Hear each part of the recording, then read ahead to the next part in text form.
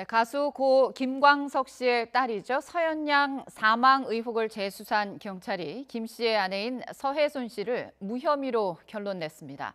서 씨 측은 이번 수사 결과를 바탕으로 본격적인 법적 대응에 나설 전망입니다. 자세한 내용 김복준 한국범죄학연구소 연구위원 또 강신업 변호사와 함께 짚어보도록 하겠습니다. 안녕하십니까? 안녕하세요. 네, 어서 오십시오. 네, 고 김광석 씨의 부인 서혜순 씨 결국 이제 무혐의로 결론이 났습니다. 그동안 좀 어떤 혐의를 받아왔던지부터 좀 다시 한번 짚어볼까요? 두 가지 혐의죠. 네. 첫 번째는 그 서현양을 고의로 방치해서 사망에 이르도록 했다는 유기치사 혐의를 이제 하나 받았고요. 또 나머지 하나는 서현양이 사망했음에도 불구하고 그 친가 쪽하고 진행되는 소송에 그 사망했다는 사실을 알리지 않고 승소 판결을 받아냈다. 이제 그래서 소송 사기다 하는 걸 이제 그래서 두 가지를 가지고 일단 그 소송을 고소를 했던 것이죠. 네, 그럼 이제 구체적으로 좀 하나씩 살펴보죠. 먼저 서순 씨가 방치했기 때문에 딸이 숨졌다. 이 아까 말씀하신 유기치사 혐의. 근데 경찰은 왜 서 씨와 무관하다고 본 걸까요? 유기치사가 성립하려면 그 몇 가지 요건이 있거든요. 하나는 이제 보호자의 지위에 있어야 됩니다. 그러니까 아무나 성립하는 것이 아니라 엄마와 딸 아닙니까? 이와 같이 보호자의 지위에 있는데도 불구하고 보호 의무를 다하지 않으면 그걸 유기치사라고 하는데요.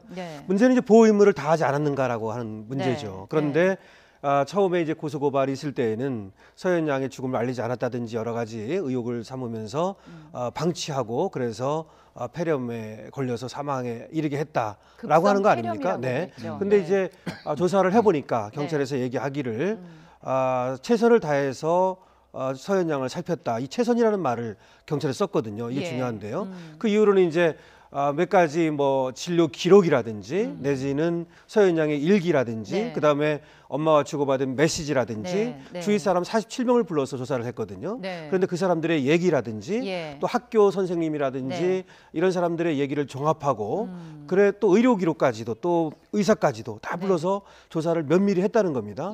그러고 보니까 그렇게 방치해서 급성 폐렴에 걸리게 한 것은 아니다라고 이렇게 이제 경찰에서 혐의 없음 결론을 낸 겁니다. 네, 경찰이 이제 특히나 앞서 우리 강 변호사님이 말씀하신 여러 가지 증거들 중에 서현양의 일기장, 문자 메시지 이걸 굉장히 중요하게 본 것 같아요. 네, 그 일단은 이제 서현양이 우리가 일반적으로 알고 있던 것처럼 어떤 그 뭐 지능 정도가 부족하다 뭐 이런 게 아니더라는 거예요. 조사를 해봤더니 뭐 일반 사람들하고 별 차이가 없고 의사 표시를 하는데 무리가 없더라.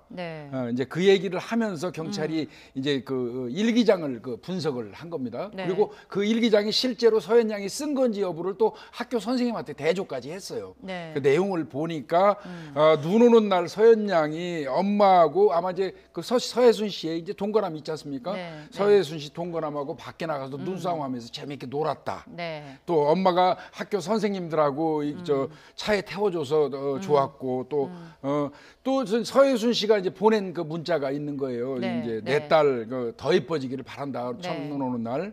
뭐 그러니까 또 서현양이 이렇게 키워줘서 고맙습니다. 뭐 이런 거 등등의 문자가 오고 간 거로 봐서는 이게 사실 고의로 방치하거나 유기한 사람들 간의 관계에서 나올 수 있는 내용이 아니라는 것이죠.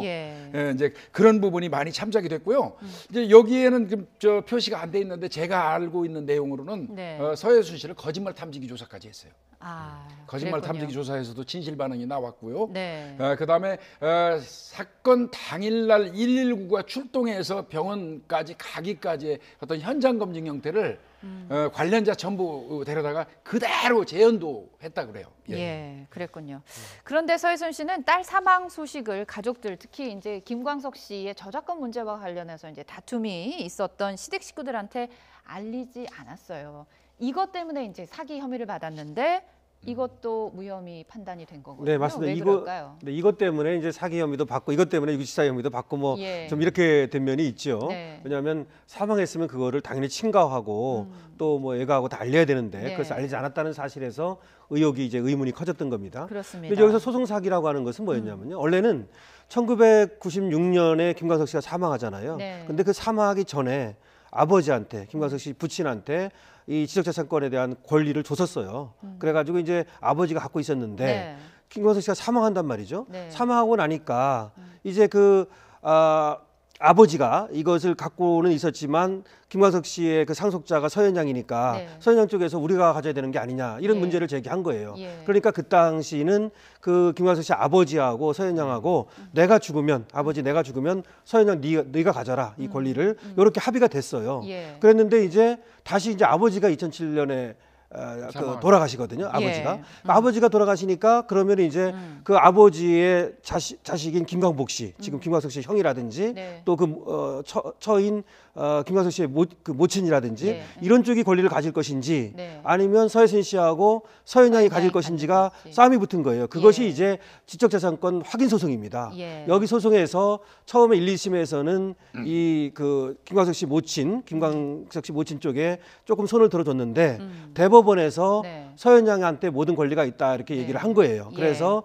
파기환송심이 내려와 가지고 어쨌든 거기에서 네. 이제 서현양한테 권리가 있다 이렇게 된 건데 그게 네. 2008년이거든요. 예. 그러면 2007년에 사망을 했는데 네. 왜 2008년까지 알리지 않았느냐? 예. 이게 소송 사기다 이렇게 네. 된 거예요. 예. 그랬는데 법적으로 알릴 의무가 없다. 그리고 그것이 재판의 쟁점도 아니었다. 그래서 소송 사기는 성립하지 않는다. 네. 이렇게 이제 결론이 난 겁니다. 네. 법적으로 알릴 의무가 없다. 이 부분에 좀 갸우뚱하시는 분들이 있고요. 어쨌든 간에 서혜순 씨는 이제 뭐 두 가지 이 혐의에 대해서 무혐의를 받았음에도 불구하고 일반인들, 많은 분들이 그래도 뭔가 하는 의구심을 갖거든요. 왜 그럴까요? 기본적으로는 이제 아무래도 김광석 씨의 사망에 대한 아쉬움이죠. 이것이 크고 그다음에 서혜순 씨가 김광석 씨하고의 어떤 관계가 네. 지금 뭐 동거남 얘기도 나오고 예. 또 뭐 이런 것들이 사람들에게 예. 굉장히 도덕적으로 네. 이해할 수 없는 그다음에 또 딸이 죽었다는 것도 너무 안타까운 거예요. 김광석 예. 씨까지 죽었는데 유일한 혈육이 죽었다는 거 네. 이런 것들이 굉장히 좀 아쉽고 또 그러던 차에 그런 것들을 알리지 않았다든지 그다음에 돈을 다 챙겨 갔다든지 네. 이런 것들을 용서할 수 없는 마음가짐 뭐 이런 것들이 있는 거죠. 그러다 보니까 이 도덕적 어떤 그 비난이 네. 법적 비난으로 옮겨간 뭐 이런 면이 있다고 봅니다. 네. 서혜순 씨가 일단 경찰 조사로 혐의를 벗은 셈입니다. 근데 앞서 경찰에 출석할 당시 이 문제를 굉장히 오래전부터 어떻게 보면 집요하게 제기했던 이상호 기자에 대해서 강도 높은 비난을 쏟아냈거든요. 일단 그 내용을 한번 좀 들어보시죠. 영화도 이상하고 정확하게 만든 게 팩트에 하나도 맞는 게 없어요. 이상호 씨가 왜 저에 대해서 무슨 원한이 있는지 모르겠는데 영화를 뭐 돈을 벌기 위해서 배급을 하고 그렇게 하는 거는 진짜 그 이상호 그분이 지금 정신 상태가 정상이신지 저는 의심스럽고요. 저도 다큐멘터리 제작을 하겠어요. 그분이 언론인이 맞는지 어떤 우리 사회의 어떤 진실을 위해서 얼마큼 그분이 하셨는지 억울하신 분들은 없는지 제가 직접 제작을 하겠습니다. 이런 거짓이 있으면 제가 여기서 활복 자살을 할 수도 있어요. 네, 굉장히 감정이 격앙돼서 이제 여러 가지 멘트를 쏟아냈습니다. 서혜순 씨, 이제 이상호 기자 또 김광석 씨의 친형이죠. 김광복 씨 두 사람을 이제 법적으로 대응하겠다. 이름 여기에 이제 대해서 무고나 명예훼손으로 고소하겠다 이런 입장인데요. 실제 이 혐의가 적용될 수 있나요? 어떻습니까? 일단은 사실은 이 사건이 경찰에서 발표만 했지요. 네. 원래는 검찰 사건이에요. 네. 검찰에 고소를 했거든요. 그리고 검찰에서 경찰에 내려보내 가지고 수사를 하고 경찰에서 발표를 했기 때문에 엄밀히 얘기하면 검찰하고 합동 수사한 겁니다. 네. 그래서 내린 결론이 검찰에서 뒤바뀔 일은 제가 볼 때는 없다고 봐요. 그렇다면 결국 이제 무혐의 처리가 되고 나면 이제 뭐 이른바 이야기하는 이제 반격이 시작될 텐데요. 네.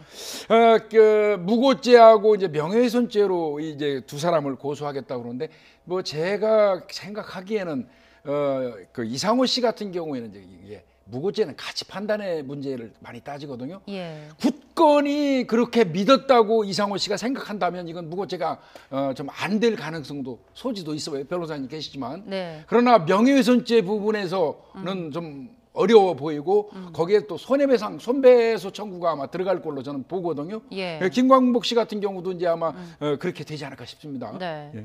박훈 변호사 이제 이 소송 법적 대응을 하겠다 그러면서 변호사를 선임한 지 박훈 변호사예요. 근데 이상호 기자, 김광복 씨가 무고한 사람을 연쇄 살인범으로 몰았다. 명백한 실정법 위반이기 때문에 책임을 져야 한다. 이런 얘기를 했어요. 그러면서 서해순 씨 이 변호사가 수사 결과가 딱 나오니까 공개 TV 토론을 제안을 했거든요. 이미 무혐의가 된 상황인데 굳이 TV 토론을 공개적으로 하자고 한 이유가 뭘까요?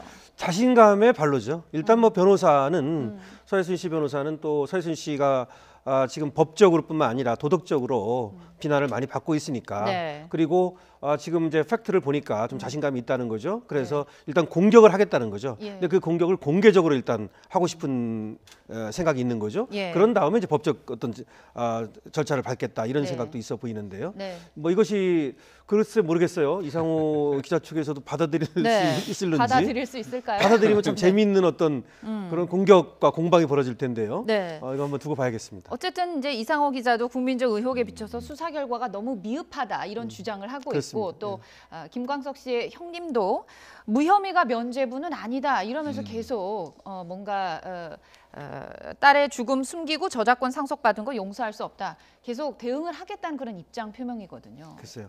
물론 이제 가족으로서 그 네. 여러 가지 뭐 아쉬움이라든지 아까 말씀드렸듯이 서해순 씨에 대한 어떤 뭐 원망 이런 것들은 있을 겁니다. 네. 하지만 수사라고 하는 것은 실체 진실을 밝히는 국가 공권력의 어떤 행사거든요. 네. 그렇기 때문에 검찰에서도 이제 최종적으로 무혐의가 나온다면 그 법적으로는 어떤 비난은 더 이상 좀 어렵다고 보고요. 그리고 이제 또 반격이라고 하는 것도 사실은 어디까지 갈지는 모르겠습니다만은 아까 교수님 얘기하셨듯이 이것이 뭐 꼭 그 목적이 말이 불순한 목적으로 뭐 네. 그렇게 했다면 모를까. 네. 그것이 어떤 사실을 밝혀보자는 것이었다면 또 좀 뭐 그것도 좀 생각해볼 필요가 있는데요. 네. 어쨌든 어쩌면 공개 토론을 통해서 네. 깨끗하게 정리하는 것도 네. 좀 필요하지 않을까라는 생각은 듭니다. 그렇게 생각도 하시는군요.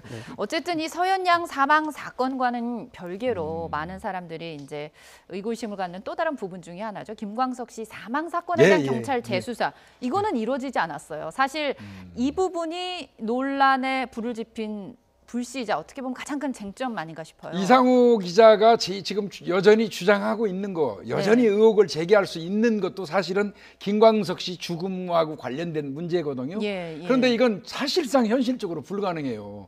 공소시효가 지나도 한참 지났거든요. 그 당시 96년경에 이 이른바 살인사건의 공소시효는 15년에 불과하거든요. 예. 그래서 2000년 8월 이전의 사건은 아예 해당이 안 돼요.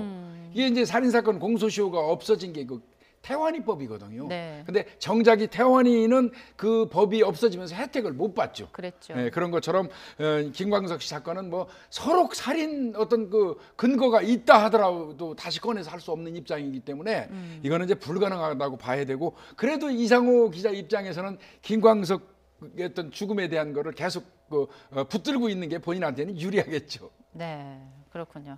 뭐 지난 9월이죠. 이철성 경찰청장도 기자간담회에서 말씀하신 것처럼 공소시효가 지나서 재수사 가능성은 없다 이렇게 일축을 했습니다. 어쨌든 검찰은 경찰로부터 이제 자료 넘겨받아서 최종 결정을 할 텐데 아까 잠시 언급도 우리 김 교수님 해주셨으면 여기서 검찰에 가서 기소 여부가 뒤바뀔 가능성은 없는 건가요? 아까 교수님께서 정확히 짚으셔서 말씀하셨어요. 네. 검찰에 고소 고발을 했는데 네. 그걸 경찰로 내려보냈거든요. 그래서 그러면 검찰의 지휘를 받은 거죠. 예. 그래서 올라가도 크게 뒤바뀔 가능성은 없어 보이는데요. 네. 예. 그렇군요. 다음 주제로 넘어가 보죠. 경기도 용인 일가족 살해 사건이 살해범 아내가 이제 검찰에 송치됐습니다. 이 과정에서 이 쪽지를 적어서 이제 억울함을 호소를 했거든요. 우리 일단은 쪽지 내용을 좀 한번 보실까요? 네. 네, 돈 때문이 아니라 딸들을 살리고 싶었다. 납치하고 해야 한다는데 어느 부모가 화가 안 나냐. 남편한테 3년 동안 속고 살았다. 죽이고 싶다고 했지 죽이자고 계획한 건 아니다. 이러면서 자신이 속아서 살았다는 거, 자신은 관련이 되지 않았다는 거 굉장히 강력하게 얘기를 했어요. 어쨌든 근데 아내 정 씨가 이렇게 왜 말이 아닌 글로 그 자신의 공모 혐의를 부인했을까요? 이 여성은 입국할 때는 아예 모른다. 네. 조금 조사하니까 알기는 했다. 네네. 조금 더 조사하니까 사실은 공모했습니다. 네. 자백했어요. 그리고 입장이 이제 계속 바뀌어요. 송치하기 직전에 뭐 적극 가담 안 했다. 억울하다. 나는 이제 피해자다. 이제 이런 의미의 이제 네. 어떤 글을 네. 쓴 것 같은데요. 사실 저게 경찰서 유치장 내에서 저걸 쓸 수 있는 여건은 안 되거든요. 어떻게 썼을까요? 어떻게 썼는지 그 부분도 저는 좀 의문스럽기는 한데요. 네. 저걸 아마 손에 쥐고 있었던 것 같은데요. 네. 기자나 그 주변에 있는 사람들한테 전달하고자 했던 것 같은데 아마 그 기자분들이 물어보고 이제 질문을 하니까 그걸 그냥 펴서 보이는 형태로 요즘 카메라가 좋다 보니까 너무 자세히 잘 나왔더라고요. 네. 그런데 저 내용 행간의 내용을 보면은요. 네. 조금 납득이 안 되는 부분이 있죠. 제일 첫 마디가 돈 때문이 아닙니다 하고 썼는데요. 네. 그건 바꿔서 역설적으로 얘기하면 돈 때문에 그랬다는 뜻이기도 해요. 그런가요? 돈 때문에 그랬으니까 소기의 목적이 달성되자마자 출국 직전에 명품관에 가서 가방도 사고 그랬죠. 지갑도 네. 사고 뉴질랜드 가서 대저택 구입하고 외제 승용차 타고 가져오고 했던 거 아니겠습니까? 네. 사람을 죽이고 가는 사람이 물건부터 사는 일은 없어요. 네. 애초부터 돈 목적이 있었다고 봐야 되는 겁니다.